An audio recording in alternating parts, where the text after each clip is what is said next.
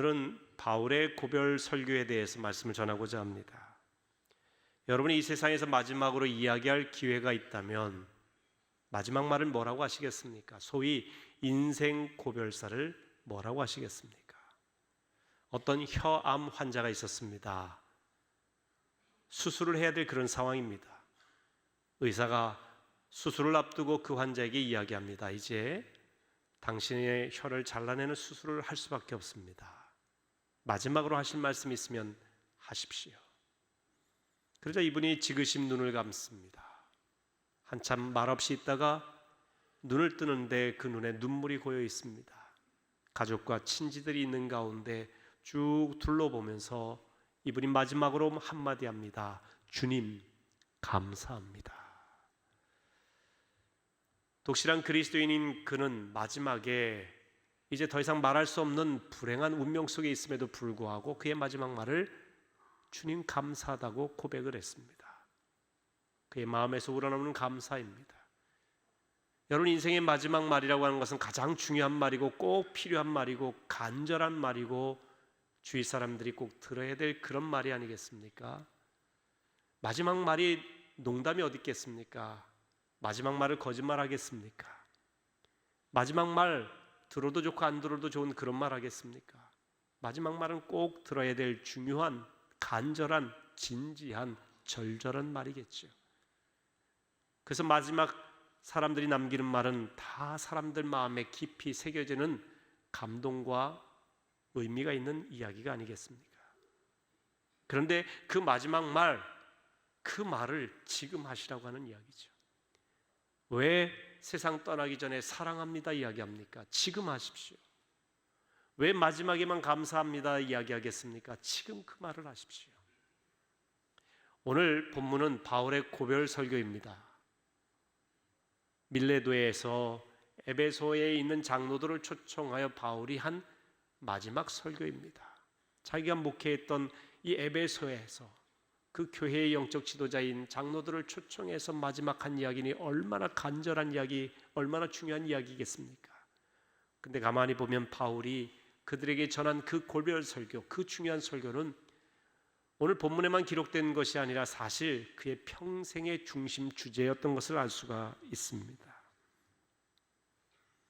바울의 마지막 설교 후에 모든 사람이 울면서 마지막 인사를 했습니다.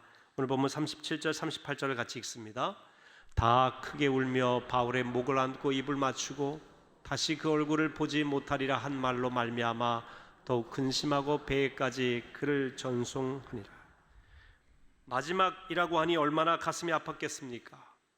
더구나 바울이 고난이 기다리는 예루살렘으로 간다고 하니 에베소의 장로들의 마음은 근심에 쌓여 있었을 것입니다. 그만큼 바울의 고별 설교는 간절했을 것입니다. 꼭 그들이 들어야 될 메시지를 전했을 것입니다. 그런 점에서 오늘 본문 말씀은 정말 중요한 메시지입니다. 바울이 유두고를 살린 곳이 드로아라고 하는 이야기를 했습니다. 이 드로아에서 여러 곳을 거쳐서 밀레도라고 하는 지역에 바울이 도착을 합니다. 예루살렘으로 가는 도중에 있는 도시입니다. 밀레도는 바울이 3년 동안 목회했던 에베소와 가까운 곳입니다. 그래서 에베소에 있는 장로들을 그곳으로 오도록 합니다. 왜냐하면 에베소를 거쳐가게 되면 예루살렘에 가는 시간이 그만큼 늦어지기 때문에 그렇습니다. 여기서 장로는 교회의 영적 지도자들이라 볼 수 있습니다. 장로의 직분을 의미하기보다는요. 바울은 가장 중요한 메시지를 간절하고 진지하게 그들에게 전한 것입니다. 그의 설교는 오늘 본문에 보니까 크게 네 가지로 나눠집니다. 첫 번째는 도입부라고 할 수 있는 에베소에서의 사역에 대한 회상입니다. 그는 먼저 이렇게 얘기하죠. 18절 말씀 같이 읽습니다. 아시아에 들어온 첫날부터 지금까지 내가 항상 여러분 가운데서 어떻게 행하였는지를 여러분도 아는 바니. 바울의 사역은 동역자들에게 모두 오픈되어 있습니다. 숨길 이유가 없습니다. 왜냐하면 그는 늘 깨끗하게 정직하게 사역을 했기 때문에 그렇습니다. 그는 어디를 방문하고 어떻게 사역했는지 사람들이 알도록 했습니다. 동행하도록 했습니다. 그는 유대인들의 박해 속에서도 변함없이 주를 섬겼다고 되어 있습니다. 19절에 어떻게 섬겼는지 이야기가 나옵니다. 같이 읽습니다. 곧 모든 겸손과 눈물이며 유대인의 간계로 말미암아 당한 시험을 참고 주를 섬긴 것과 주를 섬기는 그의 모습 세 가지를 이야기하는데 첫 번째가 모든 겸손이라고 되어 있습니다. 그냥 겸손이 아니에요. 누구에게만 겸손한 게 아닙니다. 모든 겸손, 언제나 겸손했다는 이야기죠. 모든 일에 겸손했다는 이야기입니다. 여러분, 겸손의 출발점은 우리가 하나님 앞에 철저히 보잘것없는 존재라고 하는 것에 대한 인식에서 비롯됩니다.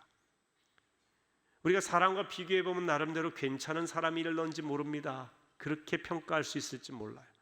하나님 앞에 서면요, 빛이신 그분 앞에 비추일 때 우리는 얼마나 흠이 많고 부족한 존재인지 모릅니다. 참 보잘것없어요. 부족하기 이를 데 없습니다. 절대자이신 하나님 앞에서는 우리는 아무것도 아닌 존재같이 인식될 수밖에 없습니다. 바로 보잘것없는 하나님 앞에서의 우리의 존재에 대한 인식에서 겸손이 출발하는 것입니다. 이런 마음으로 다른 사람을 대하는 것입니다. 철저히 낮아진 자세로 말이지요. 신앙은 여기서 출발합니다. 겸손히 낮아진 마음에 하나님의 은혜가 담깁니다.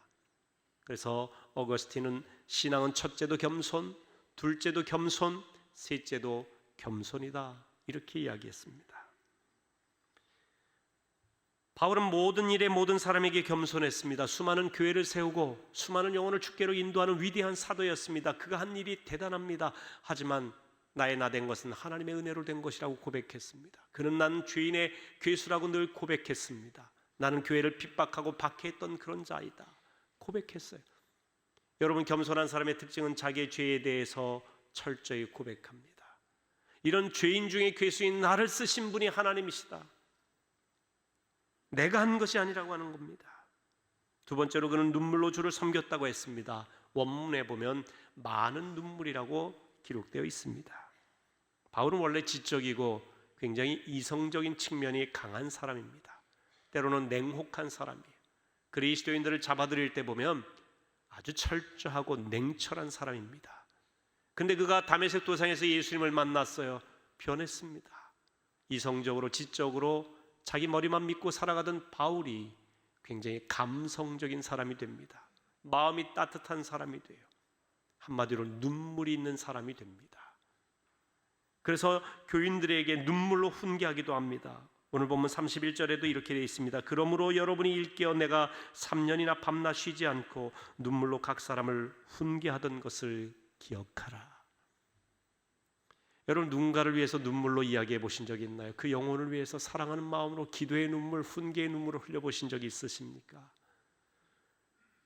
내 아이들을 주께로 인도하기 위해서 자녀의 손을 붙들고 사랑하는 아들아 딸아, 하나님을 믿어야 영생한다, 하나님이 너를 사랑하신다 하면서 눈물로 손잡아 주신 적이 있으십니까?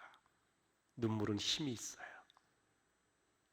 사도 바울은 말을 잘하는 사람이고 이성적으로 탁월한 사람이었을 때는 오히려 기독교와 반대의 길을 걸었지만 예수님 만나고 마음이 따뜻한 사람이 되자 수많은 영혼을 주께로 인도하는 위대한 그릇이 되었습니다. 세 번째로 바울은 유대인들의 박해와 음모로 인한 시련을 인내하며 주를 섬겼다고 했습니다. 인내하며 섬겼다. 에베소에 체류하는 3년 동안 온갖 고난과 박해가 많았습니다. 그럼에도 불구하고 그는 인내하며 복음을 전했습니다. 사람들에게 유익한 것은 무엇이든지 어디서나 거리낌 없이 가르쳤다고 되어 있습니다. 오늘 성경에 보면 거리낌 없이 가르쳤다는 것은 그 가르치는 내용으로 말미암아 박해를 받는 것, 그것을 개의치 아니했다는 이야기입니다. 여기서 유익한 것이 무엇이겠습니까? 바로 복음을 말합니다.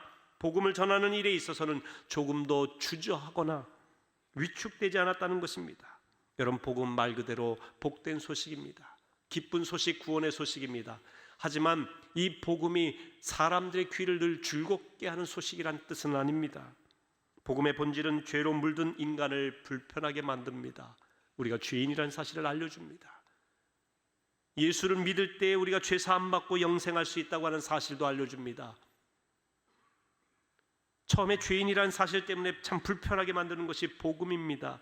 그래서 처음 복음을 접한 사람들은 그것을 거부할 때가 많습니다. 그래서 바울은 인내하며 이 복음을 전했다, 박해 가운데도 전했다고 되어 있습니다. 오늘 본문 21절에 복음의 핵심적인 내용이 나옵니다. 한번 같이 읽습니다. 유대인과 헬라인들에게 하나님께 대한 회개와 우리 주 예수 그리스도께 대한 믿음을 증언한 것이라. 복음의 핵심은 하나님께 대한 회개와 예수 그리스도에 대한 믿음이라고 되어 있습니다. 회개와 믿음입니다. 여러분, 신앙의 출발점은 회개입니다. 내 죄를 깨닫고 회개하는 거예요.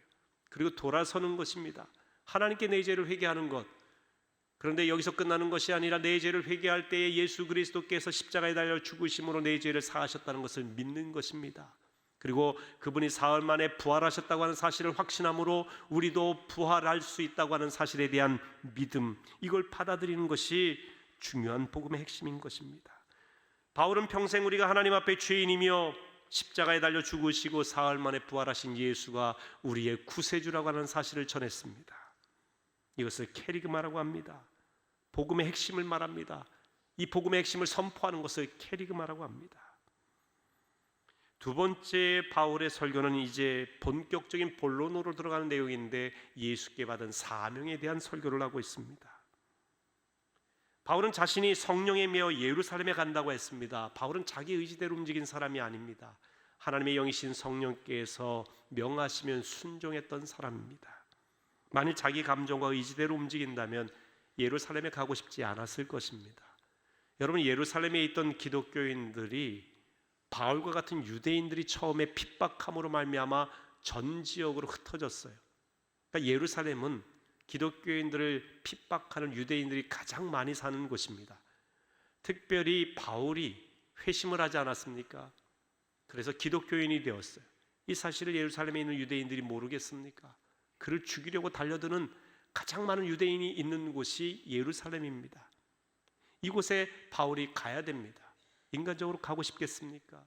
성령님께서는 그에게 깨닫게 하시죠. 예루살렘에 가면 결박당하는 곳과 환난이 많이 있다라고 알려주십니다. 가지 말라는 뜻으로 알려주시는 것이 아니라 이것을 각오하라고 하는 성령의 뜻입니다.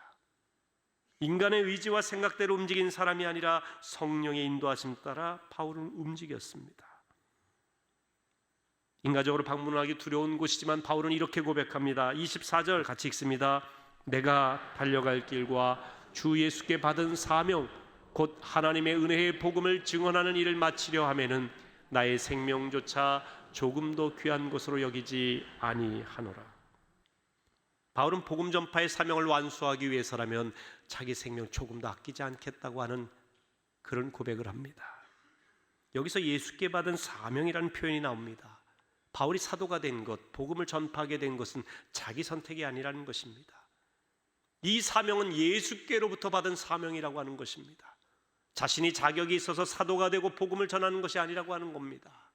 예수께서 나를 부르셨다고 하는 것입니다. 사람들이 네가 무슨 사도의 자격이 있고 복음을 전할 자격이 있냐, 네 과거를 돌아봐라, 네 과거가 기독교인들에게 어떻게 했는지 돌아봐라. 아마 수많은 사람들이 그를 조롱하고 무시했을 것입니다. 그럼에도 불구하고 바울은 끝까지 복음 전하는 전도자의 사명을 중단하지 아니한 이유는 자기가 선택한 게 아니기 때문에 그렇습니다. 예수께 받은 사명이에요. 자신의 능력이나 의지로 하는 일이 아니라고 하는 이야기입니다. 사명자는 사명을 부여하신 그분의 뜻대로 일하는 사람이 사명자인 것입니다. 말씀을 전하는 것이 그렇습니다. 얼마 전에 우리 교회 사역자들이 설교 페스티벌을 했습니다. 6팀이 3개월 동안 준비한 설교를 전하는 은혜로운 시간이었습니다. 끝날 때 이제 제게 설교에 대한 심사평을 부탁했어요. 이제 6분이 설교를 하고 거기에 대한 제가 심사를 하는데 이런 이야기를 했습니다. 설교는 심사하는 것이 아니라 듣고 은혜 받으면 됩니다. 다만 중요한 것은 강단에 선 설교자는 하나님께서 나를 이 자리로 부르셔서 말씀을 전하게 하셨다라고 하는 확신이 있어야 됩니다. 내가 선택한 길 같지만 궁극적으로는 하나님이 이 자리에 세우셨다는 이 확신을 갖고 서야 된다는 것, 이게 중요하다라는 이야기를 했습니다. 또한 청중은 강단에 서서 말씀을 전하는 주의 종이 하나님의 말씀을 전할 때에 사람의 말로 받지 아니하고 하나님의 말씀으로 받는 것이 중요하다라고 하는 이야기를 했습니다. 저 사람이 나보다 어린데, 저 사람이 나보다 경험이 부족한데, 저 사람이 나보다 많이 배우지 못했는데 라고 생각을 하면서 그 말씀을 들으면 이 인간적인 생각이 걸림이 되어서 하나님의 음성이 들리지를 않습니다. 아, 설교 잘하시네. 오, 말 잘하는데. 오, 대단하네. 설교 감상하지 마십시오. 설교는 하나님의 음성을 듣는 시간입니다. 저 세우신 주의 종을 통해서 하나님이 지금 이 시간 내게 말씀하는 바를 듣고자 하는 마음으로 들을 때에 역사가 일어나는 것입니다. 남의 얘기가 아니에요. 내게 해주시는 말씀이에요. 간혹 가다가 예배 끝나고 이제 나가시는 성도님들 가운데 제게 인사하시면서 이런 말씀을 하시는 분들이 있어요. 목사님 오늘 설교 우리 남편이 들으면 정말 좋을 텐데, 우리 아들이 들었어야 되는데 애들이 오지를 않아서 너무 안타깝습니다. 왜 자기에게 적용 안 하고 남에게 적용을 시킵니까? 오늘 이 말씀을 여러분에게 적용시키시길 축원합니다. 내게 주시는 말씀, 내게 주시는 말씀. 누구나 설교할 자격이 있어서 설교하는 게 아닙니다. 오늘 말씀을 전하는 임용택 목사가 무슨 자격이 있어서 여러분에게 말씀을 전하겠습니까? 저보다 학력이 높은 분도 계시고 지적으로 뛰어난 분도 계시고 말을 잘하시는 분도 계시고요. 저보다 생활 형편이 훨씬 나은 분도 계시고 인간적으로 보면 훨씬 잘난 분도 계시고, 물론 외모는 제가 조금 자신이 있다고 말할 수 있을지 모르지만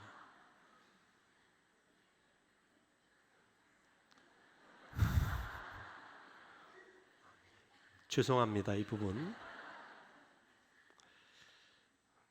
자격 있는 사람 없습니다.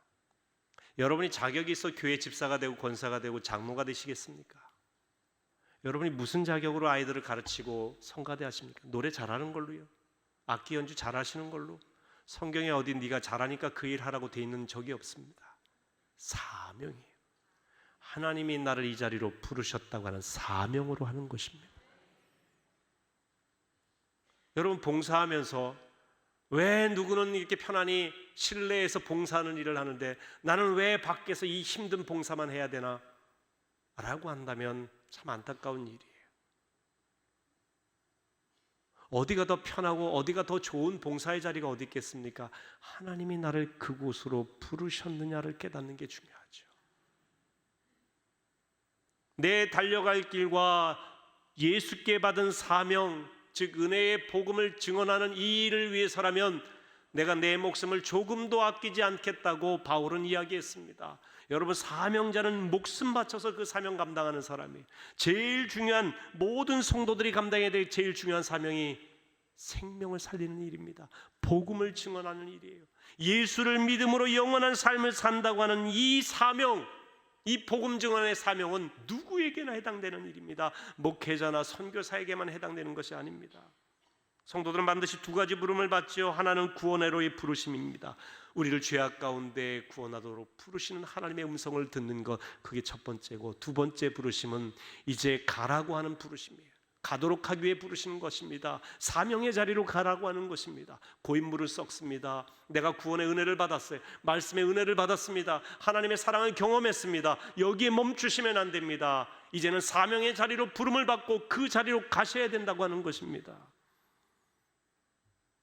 특별히 우리의 사명은 복음 전하여 생명 살리는 사명이라는 것을 평생 잊지 마시기를 바랍니다. 그리스도인은 죽이는 사람이 아니라 살리는 사람이에요. 예수께서 그렇게 사셨습니다. 살리기 위해서 나를 희생하는 사람이 그리스도인인 것입니다. 죽을 영혼을 예수께로 인도하는 사람이 그리스도인이에요. 말로만 사는 사람이 아니라 삶으로 말이 실제화되도록 하는 사람이 그리스도인인 것입니다. 천하보다 귀한 것이 사람의 생명입니다. 그런데 바울은 그 생명을 바쳐서 영혼을 구원하겠다고 하는 것입니다. 사명을 감당하겠다는 것입니다. 그만큼 사명은 중요합니다. 사명은 생명입니다. 주께서 주신 사명은 목숨 바칠 만한 가치가 있는 것입니다. 바울은 예수님 만난 뒤에 추구하는 방향이 180도 달라졌습니다. 빌립보서 3장 7절에서 9절 말씀 같이 읽어보겠습니다. 그러나 무엇이든지 내게 유익하던 것을 내가 그리스도를 위하여 해로 여길 뿐더러 또한 모든 것을 해로 여김은 내 주 그리스도 예수를 아는 지식이 가장 고상하기 때문이라. 내가 그를 위하여 모든 것을 잃어버리고 배설물로 여김은 그리스도를 얻고 그 안에서 발견되려 함이니. 바울은 대단히 많이 배운 사람입니다. 학문도 뛰어나고 로마의 시민권자입니다. 권력도 있습니다. 존경도 받던 사람이에요. 가문의 배경도 좋습니다. 그가 세상적으로 보면 유익한 것을 많이 가지고 있습니다. 근데 예수님 만나고 보니까, 이 예수가 누구신지 알고 보니까 예수에 대한 지식이 가장 고상하다. 그래서 이 예수에 대한 지식, 가장 고상한, 존귀한, 귀중한, 비교할 수 없이 중요한 이 예수에 대한 지식을 알고 보니까 예수를 아는데 방해가 되는 모든 것들은 배설물이더라는 거예요. 전에 내가 유익하게 여겼던 그것들이 아무 의미 없는 배설물이더라. 왜 예수를 아는 지식이 가장 중요한 지식일까요? 예수를 알아야 생명을 얻기 때문에 그렇습니다. 여러분, 생명보다 중요한 게 어디 있어요? 우리 생명 잃어버리면 아무 의미 없습니다. 그런데 예수를 알면 생명을 주시는 그 놀라운 은혜가 있지 않습니까? 왜 우리가 복음을 증거합니까? 그 생명 살리기 위해서. 그런데 육의 생명, 이 세상에서 잘 사는 생명으로만 살리는 것이 아니라 영원한 삶을 살도록 인도하는 것입니다. 사람들은 자신이 얼마나 많이 배우고 많이 가졌는지를 자랑합니다. 그런데 예수를 알면 이런 자랑이 얼마나 어리석은 자랑인지를 알게 되지요. 여러분, 사람들과 비교해서 여러분들이 학문적으로나 또한 외모로나 또한 물질적으로나 자꾸 열등한 생각에 빠지게 될 때 예수님 더욱 주목하시기 바랍니다. 예수님 바라보면 인자는 머리 둘 곳도 없다고 하셨습니다. 마지막에 십자가에 달려 돌아가셨어요. 그런데 그분은 부유하셨습니다. 그분은 부끄럽게 살지 않으셨습니다. 그분은 가난했지만 가난하게 살지 않았어요. 그분은 십자가의 저주를 받아 못 박혀 죽은 것 같이 참 비참한 것 같지만 결코 비참하지 않으셨습니다. 그분은 부활하셨고요, 만유의 주가 되셨고 만왕의 왕이 되셨습니다. 가장 풍부한 분이 되셨어요. 온 인류의 생명을 살리는 축복의 통로가 되신 분입니다. 죽음으로 살림을 이루신 분이죠. 비교할 수 있겠습니까? 우리가 육신적으로 잘 사는 것과 비교할 수 있겠습니까? 세상에서 떵떵거리며 사는 것과 어떻게 비교가 됩니까? 영원한 생명을 주신 그분이신데요, 우리는 그분을 믿고 그분을 따르는 것입니다. 바울이 바로 이 예수 그리스도를 알고 나니까 나에게는 오직 예수만 필요하다는 거예요. 내 안에 그리스도께서 사시는 것이 중요하다는 것입니다. 다른 것은 다 배설물같이 여겨도 예수만 알면 우리는 영원히 살 수 있기에 기뻐하고 또 기뻐할 수밖에 없다 고백하게 되는 것이죠. 세 번째로 바울이 전한 복음은 바울 자신과 교회의 미래에 대한 것입니다. 이제 도입부에서 에베소의 사역을 회상했고요, 본론에 들어가서 예수께 받은 사명에 대한 이야기했으면 이제는 바울 자신과 교회의 미래를 이야기하면서 지도자들에게 앞으로의 미래를 준비하도록 설교하고 있습니다. 이제 내 얼굴을 다시 보지 못할 것이라 하면서 그는 절박한 심정으로 설교하고 있습니다. 자신은 복음을 전하다가 순교할 수도 있다는 이야기입니다. 그만큼 복음 전파는 가치 있는 일이라고 하는 의미이기도 합니다. 바울은 자신의 미래에 대해서만 말하지 않고 교회의 미래에 대해서도 말했습니다.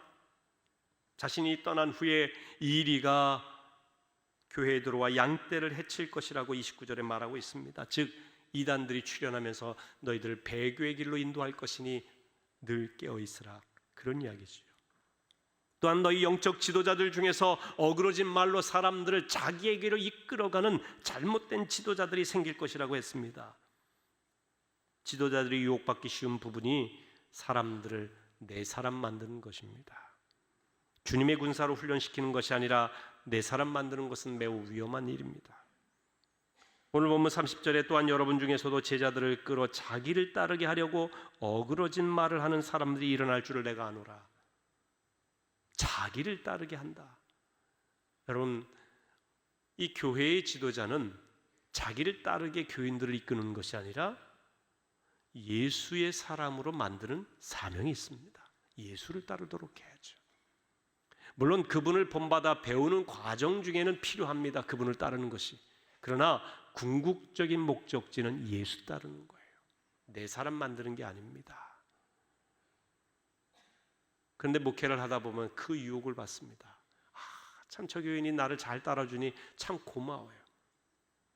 그래서 저 사람 더 신방해주고 싶고 더 기도해주고 싶고 그 사람에게는 더 잘 가르쳐주고 싶고 그럴 때가 있습니다. 목회자도 그런 마음이 있어요. 그런데 바울은 이렇게 얘기합니다. 교회는 이단의 위협을 막아내고 목회자의 타락을 방지하도록 하기 위해서 영적 지도자들에게 바울이 당부한 내용입니다. 20장 28절입니다. 같이 읽습니다. 여러분은 자기를 위하여 또는 온 양떼를 위하여 삼가라. 성령이 그들 가운데 여러분을 감독자로 삼고 하나님이 자기 피로 사신 교회를 보살피게 하셨느니라. 바울은 지도자들에게 자신을 위해서 또 교인들을 위해서 삼가라 이렇게 말하고 있습니다. 주의하라, 조심하라, 깨어있으라는 뜻입니다. 한 번 조심하는 것이 아니라 원어적인 의미로 보면 계속해서 조심하도록 그렇게 이야기하는 문장의 내용입니다. 먼저 자신을 위해 조심해야 됩니다. 지위가 올라갈수록 지도자일수록 자기를 살피라고 하는 이야기입니다. 성공하고 많이 소유할수록 자신을 살펴야 됩니다. 왜? 자칫 교만해지기 쉽기 때문에 그렇습니다. 자기가 높아지면 사람들 자기가 이용하기 쉽기 때문에 그렇습니다. 여러분, 우리가 큰 교회를 한다고 해서 결코 자만해서는 안 됩니다. 사람들을 무시하거나 작은 교회를 무시하거나 작은 교회의 목사님들을 무시하는 일이 결코 있어서는 안 됩니다. 사랑하는 성도 여러분, 우리는 하나님 앞에 끝까지 겸손해야 됩니다. 늘 깨어서 삼가해야 돼요. 주의해야 됩니다. 내 자신이 하나님에서 멀어져 있지 않은가 돌아봐야 됩니다. 또한 양떼를 위해 조심하라고 했습니다. 양들은 지도자의 영향을 받습니다. 지도자가 잘못 인도하면 양들도 그릇된 길로 가게 됩니다. 지도자들이 이렇게 삼가야 되는 이유, 양떼들을 늘 삼가하며 돌봐야 되는 이유에 대해서 오늘 본문에 말씀하고 있죠. 교회는 주께서 피로 값주고 사신 교회인데 이 피로 값주고 사신 교회를 보살필 사명이 있기 때문에 그렇습니다. 지도자는 음부의 권세가 교회를 해하지 못하도록 해야 됩니다. 주님은 교회를 흔드는 어떤 일도 용납하지 않으십니다. 교회는 주께서 피로 값주고 사신 주님의 몸이기 때문에 그렇습니다. 그래서 우리는 교회를 이용해서도 안 됩니다. 교회를 수단으로 자신의 유익을 추구해서도 안 됩니다. 교회가 이단의 놀이터가 되어서도 안 됩니다. 종교개혁의 가장 중요한 이념이 교회로 하여금 교회되게 하라라고 하는 것입니다. 아사교생, 아생교사라는 말이 있습니다. 내가 죽음으로 교회가 살고 아생, 내가 삶으로 교사, 교회가 죽는다는 것이죠. 내가 살려고 하지 말고 나를 사명자로 희생할 때 교회가 사는 것입니다. 속회를 위해서 희생하는 속장님이 있기 때문에 속회가 살아나는 것입니다. 교회 학교 분반 공부할 때에 아이들을 위해서 희생하는 교사가 있기 때문에 아이들의 영혼이 살아나게 되는 것입니다. 교회를 위해 희생하는 목회자가 있기 때문에 교회가 살아나는 것입니다. 교회를 위해 헌신하는 장로님, 권사님, 집사님이 계시기 때문에 교회의 지도자들로 인해서 희생하는 지도자들로 인해서 교회가 건강해지는 것입니다. 기득권이 아닙니다. 오히려 지도자가 희생하라는 이야기입니다. 바울이 에베소의 장로들, 영적 지도자들에게 한 이야기가 그 이야기예요. 주께서 피로 값주고 사신 이 교회를 보살피기 위해서 삼가라는 거예요. 늘 깨어 있으라는 것입니다. 마지막으로 바울이 준 메시지는 주는 것이 받는 것보다 복되다라고 하는 메시지입니다. 32절에 35절 내용에 보면 바울은 에베소 교회를 축복하고 약한 사람들을 돕도록 합니다. 바울은 범사에 수고하여 약한 사람을 돕는 모범을 친히 보여주었습니다. 그래서 바울은 교인들에게 내가 예수를 본받은 것처럼 너희는 나를 본받으라 그렇게 이야기한 겁니다. 자기가 신앙생활 잘한다, 나는 모범생이다, 잘났다라고 하는 이야기를 하는 것이 아닙니다. 내가 예수의 길을 따르니 이 길을 너희도 함께 따라서 예수의 사람이 되자고 하는 이야기예요. 바울이 추구하는 길이 생명 살리는 길이거든요. 예수로 인하여 사는 길입니다. 그것이 살 길이기 때문에 그렇게 설교한 것입니다. 나는 살 길로 가지 않으면서 다른 사람에게만 그 길로 가라고 한다면 누가 따르겠습니까? 그리스도인의 살 길은 주는 자가 되는 것입니다. 준다는 것 자체가 복이 있다는 의미입니다. 우리는 이미 복받은 사람이에요. 에베소서 1장 3절에 보면 이렇게 되어 있습니다. 찬송하리로다 하나님 곧 우리 주 예수 그리스도의 아버지께서 그리스도 안에서 하늘에 속한 모든 신령한 복을 우리에게 주시되. 우리 예수 믿은 사람들은 하나님께서 이미 하늘에 속한 모든 신령한 복을 주셨다는 것입니다. 여러분 이미 복받은 그리스도인이심을 믿으시기 바랍니다. 주는 자 되세요. 우리의 기도 속에 우리는 너무 달라고만 많이 해요. 하나님 건강 주세요. 물질 주세요. 자녀 합격시켜 주세요. 사업 잘 되게 해주세요. 여러분 주는 기도는 얼마나 하십니까? 하나님 제게 주신 이 복을 어떻게 나누면 좋겠습니까? 제가 주의 사랑을 누구에게 가서 전해야 될까요? 하나님 교회를 위해서 나는 어떻게 헌신해야 될까요? 깨닫게 해주십시오. 하나님 어려운 교회를 어떻게 도우면 될까요?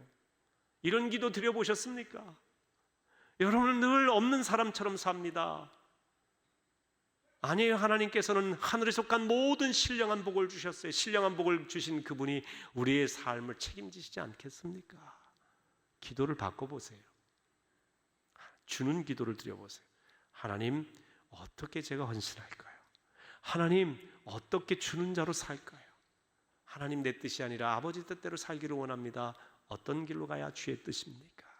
이렇게 묻고 기도하는 가운데 말씀을 읽다가 깨닫게 되고요. 강단에서 주의 종을 통해서 말씀을 듣다가 깨닫게 되고 이야기하다가 깨닫고 살다가 깨닫고요. 말씀이 삶으로 나타날 때 역사하는 힘이 있습니다. 그리스도인은 움켜쥐는 자들이 아닙니다. 주는 자예요. 주는 자가 복이 있도다. 주께서 말씀하셨다고 하지 않습니까? 우리는 늘 하나님께 복된 인생으로 살기 위해 기도하죠. 성경은 분명히 우리에게 복된 인생에 대해서 말합니다. 주는 자가 복되다. 여러분 오늘 말씀을 듣고 실천하세요. 주는 자 되기를 실천하십시오. 먼저는 하나님의 말씀을 주십시오. 전하시라는 얘기예요. 예수 믿고 생명 얻도록 여러분 마음먹은 분에게 가서 전도하세요. 또한 여러분 물질을 주세요. 나도 힘들고 어려운데 라고만 생각하지 마시고요. 우리는 하늘에 속한 신령한 복과 함께 이 땅의 복을 이미 누리며 살고 있습니다. 어렵고 힘들매도 불구하고 주신 복이 또 많지 않습니까? 주세요. 나누시기를 바랍니다. 여러분의 언어를 통해 주시기 바랍니다. 혈암 환자가 마지막에 주님 감사합니다 했지요. 아마 주변에 있는 사람들에게도 감사의 고백을 했을 것입니다. 그 다음 이야기, 그 이면에 있는 이야기를 만약에 우리가 살펴본다면 말이죠. 여러분 주변에 많은 사람에게 사랑의 언어, 감사의 언어로 나누시기 바랍니다. 고별 설교, 이 설교는 실천할 때 역사하는 힘이 있어요. 그걸 적용이라고 하죠. 바울이 주는 자가 복되다고 한 마지막 부분은 적용입니다. 여러분 설교를 적용하십시오. 오늘 하나님의 말씀이 여러분 삶에 구체화되시기를 주의 이름으로 축원합니다. 하나님이 여러분과 함께 하실 것입니다.